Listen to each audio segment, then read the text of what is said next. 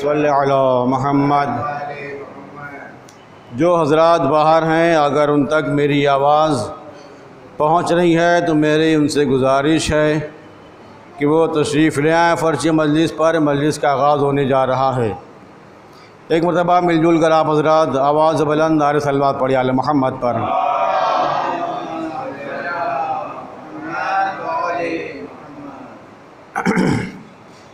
جب تک کہ کچھ بند ہیں مرثیے کے، جس وقت قافلہ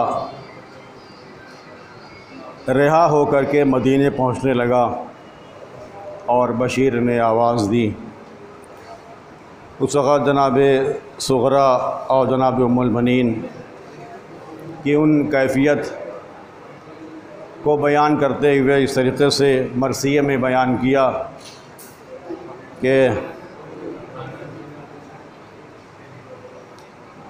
ایک مرتبہ اور آپ حضرات آواز بلند صلوات علی محمد پر۔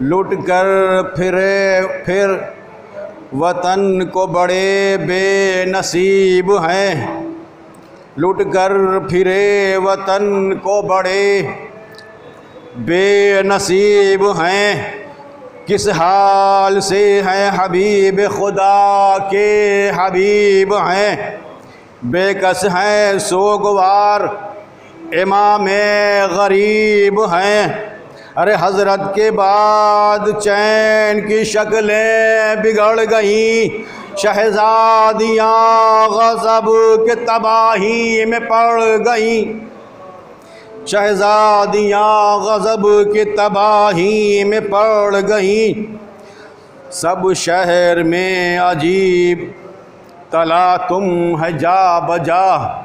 جس وقت بشیر نے خبر دی تمام مناظر کو اس طریقے سے بیان کیا کہ سب شہر میں عجیب تلا تم ہے جا بجا، صغرا کو فرط غم سے نہیں ہوش دست و پا، ارے لیٹی ہوئی ہے صحن میں منہ پر لیے ردا، سینے میں دل دھڑکنے لگا جب چلی ہوا، ارے کہتی ہے خلق سے اسی حسرت میں جائیں گے، کہتی ہے خلق سے اسی حسرت میں جائیں گے، ارے کیوں دل کبھی ہمارے مسافر بھی آئیں گے، کیوں دل کبھی ہمارے مسافر بھی آئیں گے، اٹھی یہ سن کے عاشق سلطان نامدار، لیکن قدم قدم پہ گری وہ نحیف زار، بے اختیار ہنس کے یہ چلائی ایک بار، لو نانی میں تو جاتی ہوں تم گھر سے ہوشیار، ارے سچ ہے سفر سے بادشاہ مشرقین آئے، ارے لو تم پہ میں فدا میرے بابا حسین آئے، بولی وہ اس خوشی کہ میں صدقے ادھر تو آؤ، میں بھی چلوں گی ساتھ میری جان ابھی نہ جاؤ، ارے بابا سے ملنے چلتی ہو واری کرو بناؤ، ارے اس نے کہا ابھی نہ یہ باتیں زباں پہ لاؤ، ارے جیسا جیسا مجھے ملال ہے ارے وہ بھی تو دیکھ لیں، جن کے لیے یہ حال ہے وہ بھی تو دیکھ لیں، ہم شکل مصطفیٰ سے گلا ہے کمال، ہاں حاضر جواب ہیں وہ مگر آئیں تو یہاں، پوچھوں گی میں ضرور کہ آنا ہوا کہاں، دنیا میں آپ کی سی محبت ہو بھائی جان، ارے کیا جلد اپنے وعدے پہ تشریف لائے ہیں، ارے سب کہوں گی یہ میرے لینے کو آئے ہیں، سب سے کہوں گی یہ میرے لینے کو آئے ہیں۔ صغرا بہت اصغر بہت صغیر تھے جب ہو گئے جدا، یا جناب صغرا کہتی ہیں جناب ام البنین سے کہ اصغر بہت صغیر تھے جب ہو گئے جدا، کیوں کر اب ان کو یاد رہی ہوگی میں بھلا، ارے چھوٹے ہوئے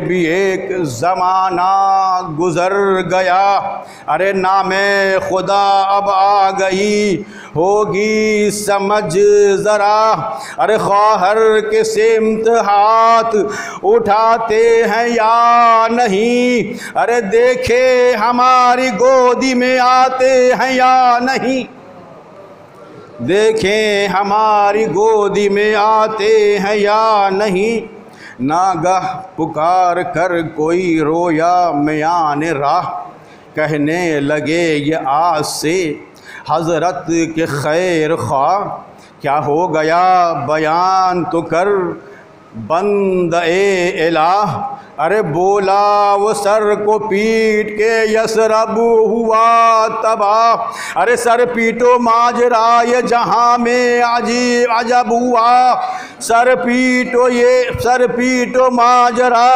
یہ جہاں میں عجب ہوا، حضرت شہید ہو گئے لوگوں غضب ہوا، یہ حضرت شہید ہو گئے لوگوں غضب ہوا، آگے بشیر کھول ہوئے تھا علم سیاہ، نوحہ پہ تھا نوحہ یہ تھا کہ قتل ہوئے شاہدیں پناہ، گھر سینکڑوں اجڑ گئے حالت ہوئی تباہ، تھا ہر طرف کو راہ میں شور فغاں آہ، ارے گھوڑے تھے اشک بار غریبی پہ شاہ کی، ارے بھیگی ہوئی زمین نظر آتی تھی راہ کی، کہ بھیگی ہوئی زمین نظر آتی تھی راہ کی، بھائی کا نام سن کے تڑپتا تھا دل کمال، جاتی تھی اشک بار بہن ابر کی مثال، ارے محمل میں تھا ہر ایک قدم پر عجب حال، آیا نظر جو روضہ محبوب ذوالجلال، ارے تڑپا جگر وہ تیر علم قلب پر پڑے، ارے گھوڑے کی باغ رو کے عابد اتر پڑے، کہ گھوڑے کی باغ رو کے عابد اتر پڑے، ارے کھینچی امام زادیوں نے دل سے آہ سرد، دیکھا کمال اداس ہے روضہ جمی ہے گرد، بھائی کو یاد کر کے یہ اٹھا جگر میں درد،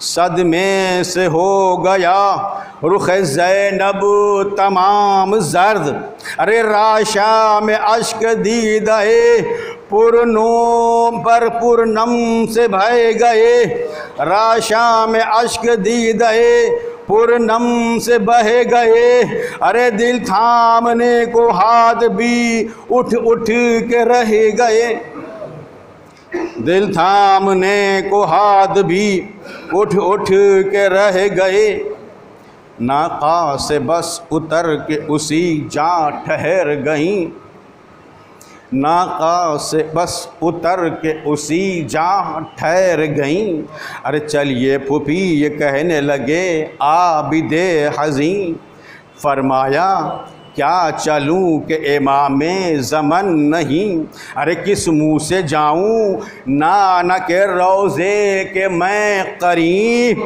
ارے چھوڑا ہے خاک پر پسرے بو تراب کو، ارے کیا دوں جواب قبر رسالت معاب کو، کیا دوں جواب قبر رسالت معاب کو، کہ سمجھا کے ساتھ لے گئے سجاد نیک نام، دم چڑھ گیا چلی جو نقاہت میں چند قدم، سمجھا کے ساتھ لے گئے سجاد نیک نام، ارے دم چڑھ گیا چلی جو نقاہت میں چند گام، ارے جا کر قریب جھک کے لحد کو کیا سلام، ارے پائین قبر بیٹھ گئیں خواہر امام، ارے یوں روئی منہ کو ڈھانپ کے بیٹی بطول کی، ارے کانپی زمین قبر ہلی یوں رسول کی، کانپی زمین قبر ہلی یوں رسول کی، صغرا ادھر سے پیٹتی پہنچی بچشم تر، ام البنی بھی ہاتھوں سے تھامے ہوئے جگر، ارے پوچھا کدھر ہیں خواہر سلطان بحر بر، فضا نے بڑھ کر حضرت زینب کو دی خبر، ارے زوجہ رسول پاک کی تشریف لائی ہیں، ام البنی بھی آئی ہیں صغرا بھی آئی ہیں، کہ ام البنی بھی آئی ہیں صغرا بھی آئی ہیں، ماتم کی صف کے پاس جو پہنچی وہ نیک نام، رونے لگے پکار کے سیدانیاں تمام، ارے کلثوم بڑھ گئیں پے تعظیم چند گام، اٹھیں تو ایک آہ کھینچ کے زینب پہ سلام، ارے گرنے لگی تو بازوے فضا پکڑ لیا، صغرا کو دیکھتے ہی کلیجہ پکڑ لیا، کہ صغرا کو دیکھتے ہی کلیجہ پکڑ لیا، صغرا کے منہ کو دیکھ کے روتے تھے سب کے سب، بیمار لے کے نام پہ در پیٹتی تھی جب، کہتی تھی مل کے ہاتھ غضب ہو گیا غضب، ارے بیٹی بہت اداس ہے بابا بلاؤ آپ، ارے رقت ہوئی نہ ضبط کنیزوں سے ہٹ گئیں، صغرا سے اٹھ کے حضرت زینب لپٹ گئی، کہ صغرا سے اٹھ کے حضرت زینب سے، صغرا سے اٹھ کے حضرت زینب لپٹ گئیں، اتنے میں آئے حضرت سجاد حق شناس، سیدانیوں میں فرط علم سے نہ تھے حواس، ارے شفقت سے کی مریض بہن پر نگاہ یاس، بولے اٹھا کے ہاتھ کے آؤ ہمارے پاس، کہنے لگی خوشی کے جو دن تھے گزر گئے، اب کیا ملوں گلے میرے بابا تو مر گئے، کہنے لگی خوشی کہ جو دن تھے گزر گئے، اب کیا ملوں گلے میرے بابا تو مر گئے، آواز بلند صلوات۔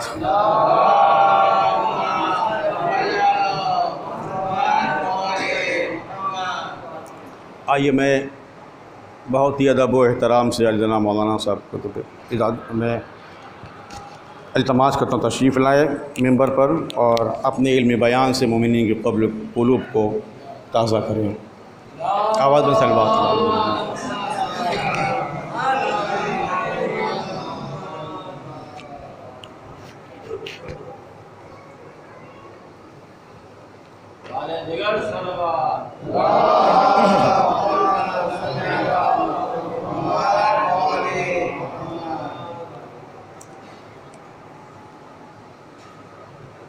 رحم اللہ من قرأ الفاتحہ۔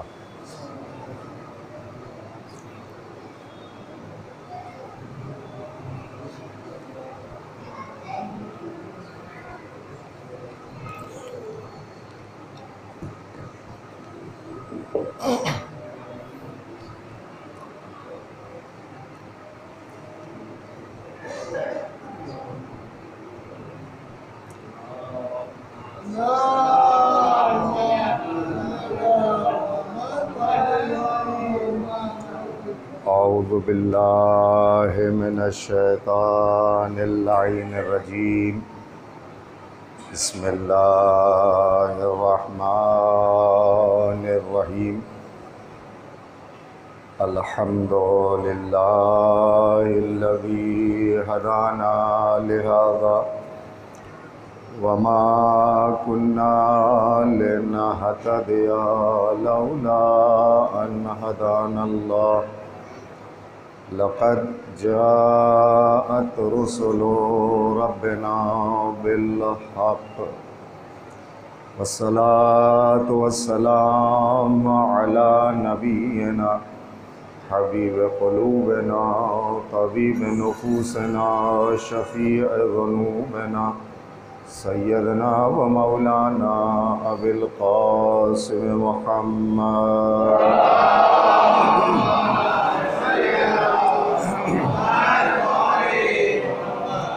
وعلى أهل بيته الطيبين الطاهرين المعصومين المظلومين ولعنة الله على أعدائهم أجمعين من يومنا هذا إلى قيام يوم الدين، أما بعد، فقد قال رسول الله صلى الله عليه وآله وسلم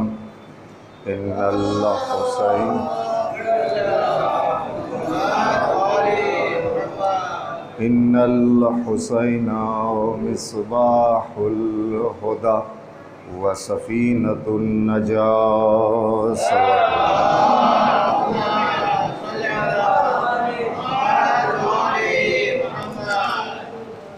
مومنین کرام، بڑی جلدی وقت گزر رہا ہے۔ دیکھتے دیکھتے آج جو سلسلہ بیان شروع کیا تھا وہ تیسرے مرحلے میں داخل ہو گیا۔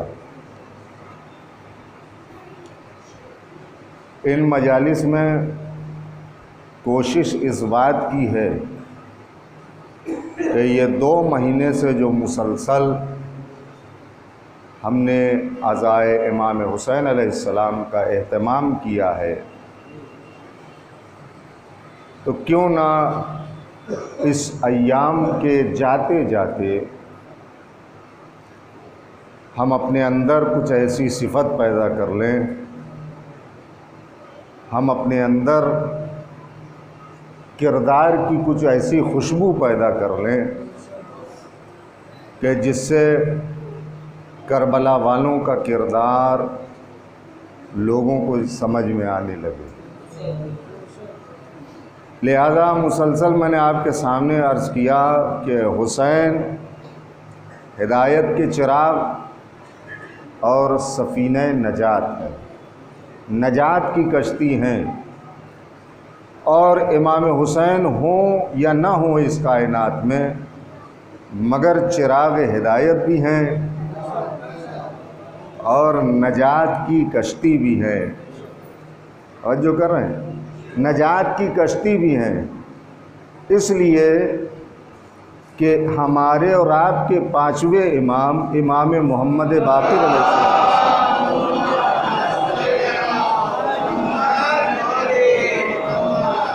نے فرمایا کہ اللہ نے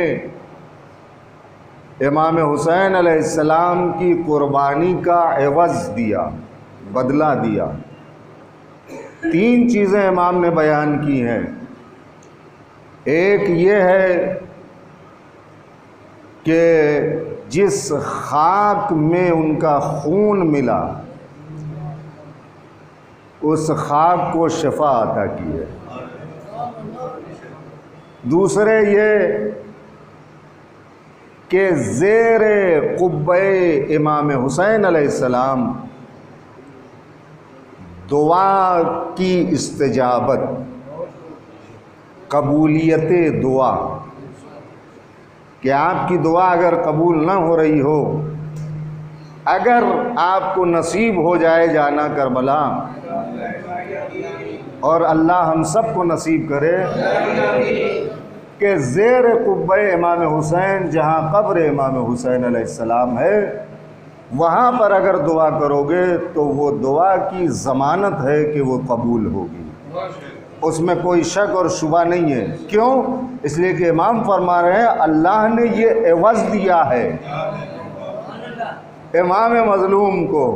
تیسری چیز اور آخری وہ یہ کہ امام کی نسل میں امامت کو رکھا۔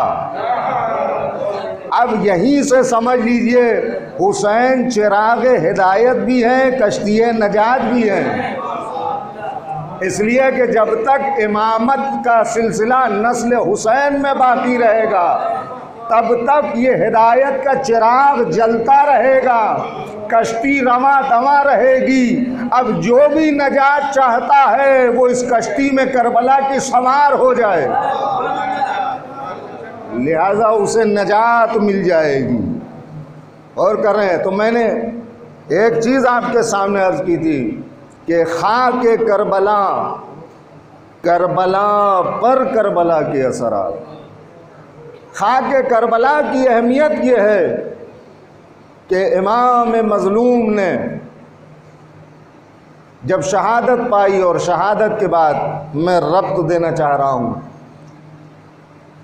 کہ جب امام سید سجاد نے اپنے بابا کو اور تمام شہداء کو دفن کیا تو جہاں اپنے بابا کو دفن کیا تھا وہاں پر سے خاک اٹھائی ایک مٹھی اور ایک تھیلی کے اندر رکھ لیا، محفوظ کر لیا امام۔ اور اس کے بعد امام نے آقا کاشف الغطا نے، میں نے حوالہ دیا تھا آپ کو، کہ امام نے اس خاک سے تسبیح بنائی اور اسی خاک سے سجدگاہ بنائی جو قبر امام حسین علیہ السلام کی مٹی تھی۔ توجہ کر رہے ہیں آپ؟ یہ امام معصوم کا عمل ہے۔ ہمارے یہاں بھی جو کربلا کی خاک پر سجدہ کیا جاتا ہے یہ امام معصوم نے ہمیں بتایا ہے، یہ امام معصوم نے ہمیں سکھایا ہے۔ توجہ کر رہے ہیں؟ ہم اپنی طرف سے نہیں کر رہے ہیں۔ اور امام نے تو، چوتھے امام نے یہاں تک اس خاک کا اہتمام کیا کہ جب مدینے لوٹ کر کے واپس گئے ہیں تو اس خاک سے برکت حاصل کرتے تھے، اور جب نماز پڑھتے تھے تو سجدے کے لیے اسی خاک کربلا سے بنی ہوئی سجدگاہ کو استعمال کرتے تھے۔ اور یہ تھا کہ اگر کوئی گھر میں بیمار ہو جائے تو امام اسی خاک شفا سے، اور اسی ہمارے چوتھے امام نے ہی فرمایا ہے اپنے شیعوں کو مخاطب کر کے کہ جب تمہاری بیماری لا علاج ہو جائے تو خاک شفا سے شفا حاصل کرو۔ یہ ایک امام معصوم کا پیغام ہے۔ عزیزو اب آج سنیے اس خاک کی عظمت کیا ہے۔ خاک کربلا پر جو ہم سجدہ کرتے ہیں، میرا مقصد مجلسوں میں یہی بیان کرنا ہے آپ کو، تاکہ آپ کو عظمت پتہ چلے کہ کربلا کی عظمت کیا ہے۔ یہ تو آپ کے ذہن میں ہے کہ اللہ کی انتخاب کردہ زمینوں میں سے ایک زمین ہے کربلا۔ توجہ کر رہے ہیں؟ ایک، اور یہ اللہ کا بھی حرم ہے اور اس کے رسول کا بھی حرم ہے، یہ زمین کربلا ہے نا۔ اب سنیے، مقصد اس کا بیان کیا گیا ہے کہ خاک کربلا پر سجدہ کیوں کیا جاتا ہے نا۔ یہ تو ایک آپ کے ذہن میں عظمت ہے، چونکہ اس میں امام مظلوم کا خون ملا ہوا ہے، اس لیے اس کی عظمت کہ وہ جب سے خاک شفا بنی ہے نا، اتنا ہی آپ جانتے ہیں۔ لیکن علماء نے خاص طور سے آقا کاشف الغطا نے مقاصد بیان کی ہیں۔ صرف ایک مقصد میں آپ کے سامنے رکھنا چاہتا ہوں کہ خاک شفا پر جب سجدہ کرو تو تمہارا مقصد کیا ہونا چاہیے خاک پر سجدہ کرنے کی۔ اب عزیزو، یہاں پر میں آپ کو روکتا ہوں اور ایک سوال رکھتا ہوں آپ کے سامنے کہ بہت سے لوگ یہ اعتراض کرتے ہیں کہ خاک کربلا میں امام حسین اور اصحاب امام حسین کے علاوہ لشکر یزید کے سپاہیوں کا بھی خون ملا ہوا ہے۔ توجہ کریں نا، یہ سوال کیا جاتا ہے تو وہ خاک شفا کیسے ہو گئی؟ اس لیے کہ اس میں نجس خون بھی ملا ہوا ہے، لشکر یزید کے سپاہیوں کا خون بھی ملا ہوا ہے۔ ہمارے علماء کو سلام ہو، انہوں نے کیا بہترین جواب دیا، کہا خاک کربلا کی مثال ویسے ہی ہے جیسے قرآن کی ہے کہ اس میں فرعون کا نام بھی ہے، شداد کا بھی ہے، شیطان کا بھی ہے، لیکن جب قرآن اٹھاتے ہیں تو چوما جاتا ہے، احترام کیا جاتا ہے۔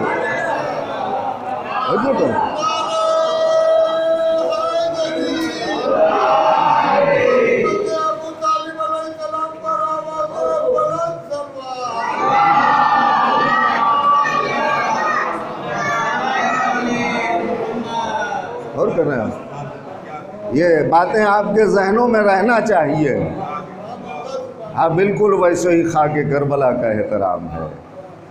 خاک جب قرآن مجید کا ہم بوسہ لیتے ہیں اور احترام کرتے ہیں تو یہ سوچ کر کے نہیں کہ اس میں شداد کا نام ہے، فرعون کا نام ہے، یہ سوچ کر کے احترام کرتے ہیں کہ یہ اللہ کا کلام ہے۔ لہذا خاک کربلا پر جو سجدہ کرنا ہے اس کا مقصد ہے، مقصد سنیے عزیزو، اور پہنچ جائے بات تو دعا دیجئے گا مجھے کہ مقصد کیا ہے۔ مقصد یہ ہے کہ جب تم کربلا کی خاک پر سجدہ کرو تو سجدہ کرتے وقت تمہارے سامنے امام حسین کی وہ قربانی ہونا چاہیے کہ جو قربانی اسلام کی تعلیمات، اسلام کے عقائد کی حفاظت کے لیے دی گئی تھی، فتنہ فساد برائیوں کو نیست و نابود کرنے کے لیے دی گئی تھی۔ لہذا خاک کربلا پر جب سجدہ کرو تو تمہارے ذہنوں میں یہ بات رہے، توجہ کیجئے گا، ابھی بات مکمل نہیں ہوئی ہے، تمہارے ذہنوں میں یہ بات رہنا چاہیے۔ اس کے بعد آگے لکھتے ہیں چونکہ نماز کے ارکان میں سے سب سے اہم رکن ہے سجدہ، توجہ کیجئے گا، سب سے اہم رکن ہے سجدہ۔ جملہ پلٹ کے کہہ رہا ہوں، چونکہ قربانیوں میں جناب آدم سے لے کر کے اب تک اور قیامت تک قربانیوں میں سب سے اہم قربانی بھی امام حسین کی ہے، لہذا اسے یاد کرنا ہے۔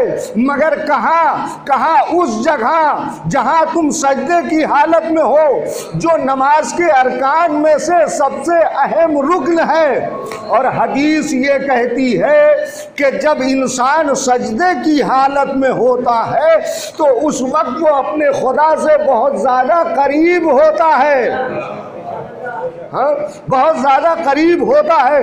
تو اب مناسب یہ ہے کہ جب خدا کے قریب ہو تو خاک کربلا پر جب سجدہ کرو تو ان کو یاد کرو کہ جنہوں نے راہ خدا میں اپنے جسم و جان کی قربانی دی ہے۔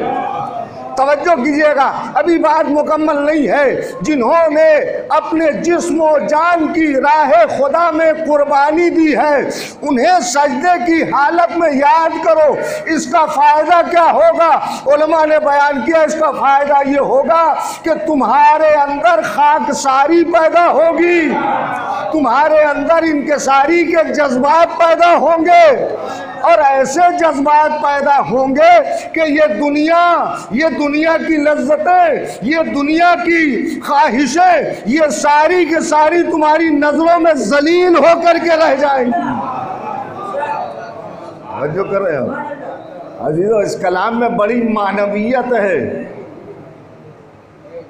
کہ یہ دنیا، اس لیے کہ تم انہیں یاد کر رہے ہو سجدے کی حالت میں کہ جنہوں نے دنیا کی پرواہ نہیں کی، دنیا کی نعمتوں کو منہ نہ لگایا، دنیا کو ذلیل سمجھا۔ اور اس کے بعد عزیزو، ہمارے اور آپ کے چھٹے امام فرماتے ہیں،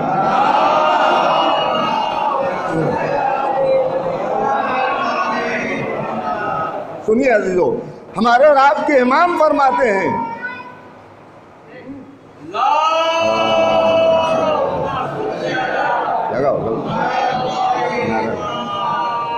سنیے امام فرماتے ہیں کہ جس وقت انسان خاک کربلا پر سجدہ کرتا ہے، دیکھیں یہ میرا جملہ نہیں ہے، امام کا ہے، امام کہتے ہیں 7 حجاب ہٹ جاتے ہیں، 7 پردے ہٹ جاتے ہیں۔ جب انسان خاک شفا پر، خاک کربلا پر سجدہ کرتا ہے، یعنی اس کا مطلب یہ ہے کہ جب انسان سجدہ کرتا ہے تو ہمارے سجدہ کرنے اور خدا کے درمیان کچھ حجاب ہوتے ہیں، کچھ پردے ہوتے ہیں، مگر امام کہہ رہے ہیں کہ جب تم خاک کربلا پر سجدہ کرو گے تو وہ پردے ہٹ جائیں گے۔ ہاں امام کہہ رہے وہ پردے ہٹ جائیں گے۔ اب جملہ سنیے، میں نے پہلی مجلس میں عرض کیا تھا کہ جغرافیائی اعتبار سے اگر آپ دیکھیں تو کربلا ایک زمین کا خطہ نظر آئے گا، ہے نا، یہی تو ہے نا کربلا۔ اب جملہ سنیے، معنوی کربلا نے جغرافیائی کربلا کو اس طرح مالا مال کیا کہ اس کے زیر قبہ استجابت دعا کو یقینی بنایا۔ اس خاک پر سجدہ کرو تو اس کو معراج حاصل ہوگی، اور اگر اس خاک کی تصویر بنا کر صرف اسے گھماتے رہو گے تو بھی تمہارے نامہ اعمال میں ثواب لکھا جاتا رہے گا۔ اور چلیں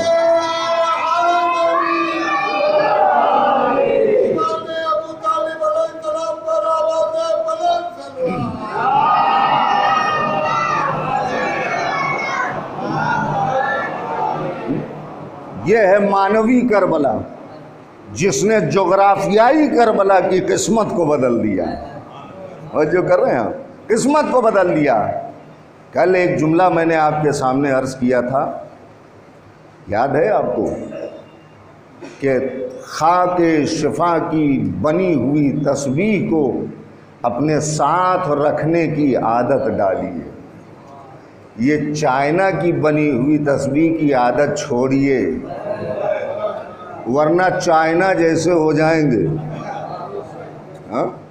کربلا کی خاک کی بنی ہوئی تسبیح رکھیں گے تو کربلا والوں جیسے بنیں گے، ہے نا۔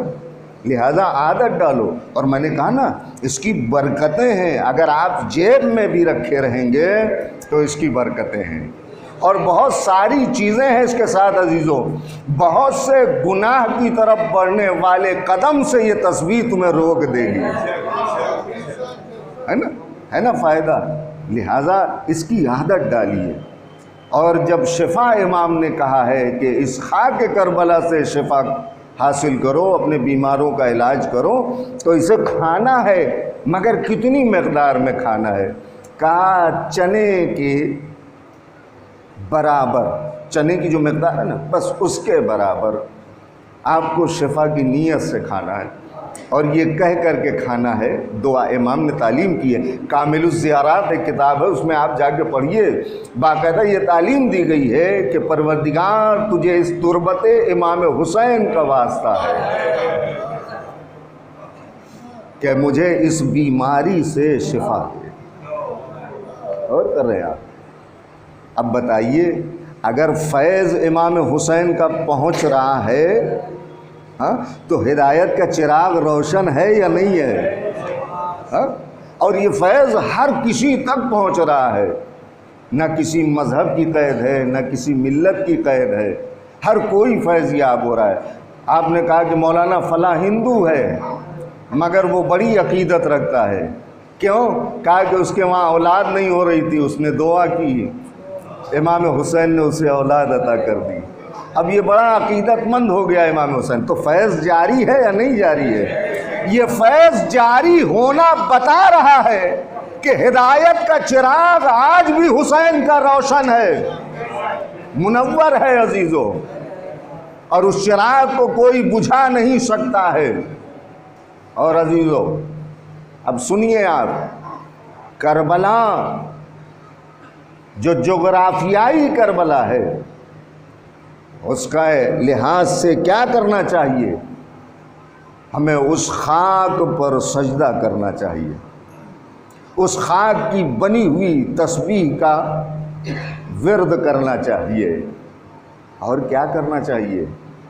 کہا اس خاک پر جو واقعہ ہوا اسے یاد کر کے 8 پہر ہمیں آنسو بہانا چاہیے، ماتم کرنا چاہیے، مجلس کرنا چاہیے۔ کیوں؟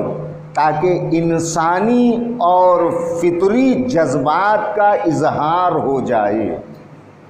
یہ مجلس امام حسین، یہ امام حسین کا ماتم، ہاں؟ تاکہ انسانیت کی لاج باقی رہ جائے۔ یہ جغرافیائی کربلا کا تقاضا ہے، لیکن مانوی کربلا کا تقاضا کیا ہے؟ یہی بات میں آپ تک پہنچانا چاہتا تھا۔ مانوی کربلا کا تقاضا یہ ہے کہ تعلیمات کربلا کو اپنی روح میں جذب کیا جائے، اس لیے کہ تعلیمات کربلا ہی اس قربانی کی جان ہے۔ یہ مانوی کربلا ہے کہ اس کی تعلیمات کو اپنی روح میں جذب کیا جائے، اور کربلا ہی وہ ہے کہ جو انسان کو انسان بنانے کی صلاحیت رکھتی ہے، کربلا ہی وہ ہے کہ جو اس انسان کو مکمل مسلمان بنانے کی صلاحیت رکھتی ہے۔ اور جو کر رہے ہیں یہ ہے کربلا، کہ مانوی کربلا۔ لیکن ہمارے کہاں کیا ہے؟ اب جملہ یاد رکھیے گا جو میں آپ کے سامنے عرض کر رہا ہوں، یہ جغرافیائی کربلا زیادہ ہے، مانوی کربلا کم ہے، یا ہے نہیں، یا ہے تو بہت کم ہے۔ میں امید کرتا ہوں کہ یہ جملہ آپ تک پہنچ گیا ہوگا جو میں نے عرض کیا ہے۔ جغرافیائی کربلا اور مانوی کربلا، یہ ذہن میں رکھیے آپ۔ کربلا وہ سرزمین ہے، کل میں نے آپ کے سامنے جملہ عرض کیا تھا کہ قرآن مجید میں جتنی بھی قوموں کی تباہی کا تذکرہ ہوا ہے، کسی بھی قوم کی تباہی کا ذکر کی وجہ جو ہے یہ نہیں ہے کہ یہ روزہ نہیں رکھتی تھی یہ قوم، یہ زکوٰۃ نہیں دیتی تھی، یہ حج نہیں کرتی تھی، یہ نماز نہیں پڑھتی تھی۔ ہے کسی قوم کی تباہی کی وجہ؟ کہا یہ نہیں ہے۔ کہا کیا ہے؟ وجہ کیا ہے؟ دیکھیے اب میں یہیں سے پھر کربلا کی طرف واپس لوٹوں گا۔ وجہ کیا ہے؟ کہا وجہ یہ ہے کم تولنا، رشوت خوری، انصاف نہ کرنا، کسی کے حق کو مار لینا، ناحق کسی کو قتل کر دینا۔ ہاں تو معاملہ جو سارا تھا، اگر بات کو سمیٹ کر کے کہوں تو حقوق العباد کا تھا۔ اور کر رہے سارا معاملہ حقوق العباد کا تھا۔ اس وجہ سے قومیں تباہ ہوئی جب اسی حقوق العباد کو یزید نے پائمال کرنا چاہا تو امام حسین نے اس حقوق کی پاسداری کی، حفاظت کی۔ توجہ کریں، تو جس نے حقوق العباد کو پائمال کیا وہ خود نیست و نابود ہو گیا، جس نے حفاظت کی وہ کل بھی بلند و بالا تھا، آج بھی بلند و بالا ہے۔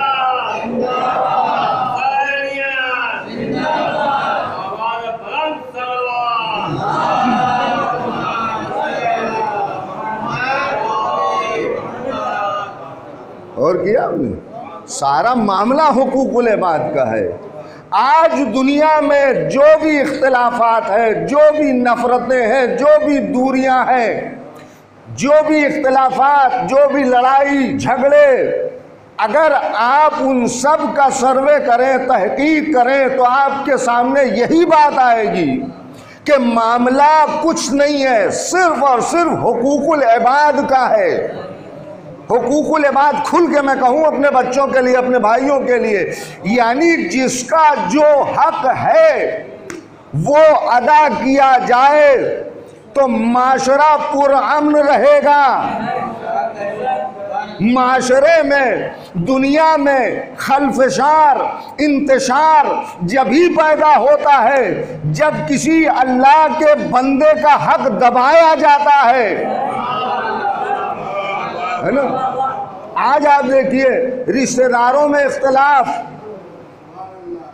دوستوں میں اختلاف، آپ جو دیکھ لیجئے جہاں بھی آپ کو دیکھنا، میں کربلا آپ کو سمجھا رہا ہوں، جہاں بھی دیکھیے اگر آپ تلاش کریں گے تو ایک ہی جڑ ملے گی، وہ ہے حقوق العباد کی۔ اب حقوق العباد کتنا اہم ہے کہ امام حسین نے اس کے لیے قربانی دے دی، اور امام حسین کی قربانی نے یہ بات بھی ہمیں سمجھائی کہ اگر حقوق العباد کی حفاظت میں تم اپنی جان دے دو گے تو ہمیشہ زندہ رہو گے، ہمیشہ زندہ رہو گے، ہے نا۔ تو بات سمجھ میں آئی؟ تو کربلا جہاں حقوق العباد کی دھجیاں اڑائی جا رہی تھیں، وہاں پر امام حسین اس کی حفاظت کر رہے تھے۔ جہاں ایک طرف اللہ کی عبادت، بندگی، ریاضت، صبر، استقلال، جانثاری جیسے انسانی کمالات منزل معراج پر تھے، وہیں پر عہد شکنی، بے وفائی، ظلم و استبداد